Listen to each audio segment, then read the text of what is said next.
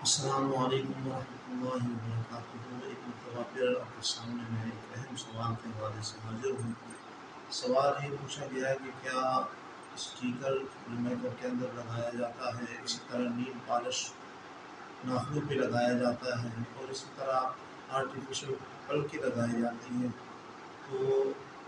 ان کا لگانا کیسا ہے؟ لگا تو سکتے ہیں اگر آرٹیفیشل پلکیں جو ہے وہ انسان یا خنزیر کے علاوہ کسی پلاسٹر کے اس سے بنی ہو تو وہ تو لگا سکتے ہیں، لگانا جائز ہے۔ اسی طرح نیل پالش بھی لگا سکتے ہیں اور اسی طرح باقی جو ہے وہ اسٹیکر بھی لگا سکتے ہیں، لیکن ایک ضروری اہم مسئلے کے حوالے سے میں آپ کو جو ہے آپ کی توجہ دلانا چاہتا ہوں۔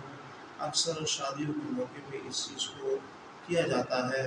باقی فنکشن میں کوئی کمی جو ہے یہ چیز نظر آتی ہے، لیکن چونکہ دلہن کو یعنی نیل پالش بھی لگائی جاتی ہے، پلکی بھی لگائی جاتی ہیں اور اسی طرح اسٹیکر بھی لگائے جاتے ہیں، تو خدا را ایک مسئلے کی طرف وہ ضرور جو ہے یہ توجہ کرے کہ صبح جو ہے جب غسل کرنا فرض ہو جائے ایسی عورت پر، تو وہ جو ہے ان پلکوں کو بھی اتارے گی اور نیل پالش کو بھی اتارے گی اور اسٹیکر کو بھی اتارے گی۔ اگر وہ ایسا اس نے پلکیں نہیں اتاری اور نہ ہی جو ہے وہ نیل پالش جو ہے ناخنوں سے اتارے،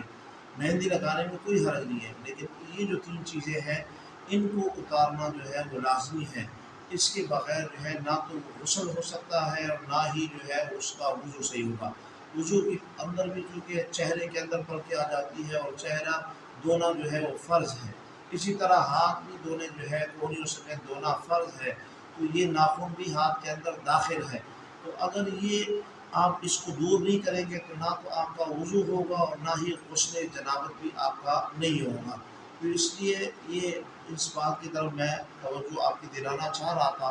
کہ آپ سب جو ہے اس کی طرف توجہ دیں، جو شادی شدہ ہے وہ خصوصی طور پر، اور جو شادی شدہ نہیں ہے وہ بھی اپنے گھر والوں کو اس بات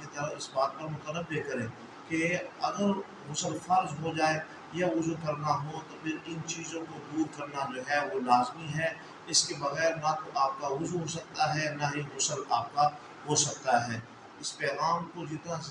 زیادہ سے زیادہ آپ اس کو شیئر کریں گے تو آپ کے لیے بھی صدقہ جاریہ ہے، آپ کو بھی ثواب ملتا رہے گا اور مجھے بھی جو ہے اس کا ثواب ملے گا۔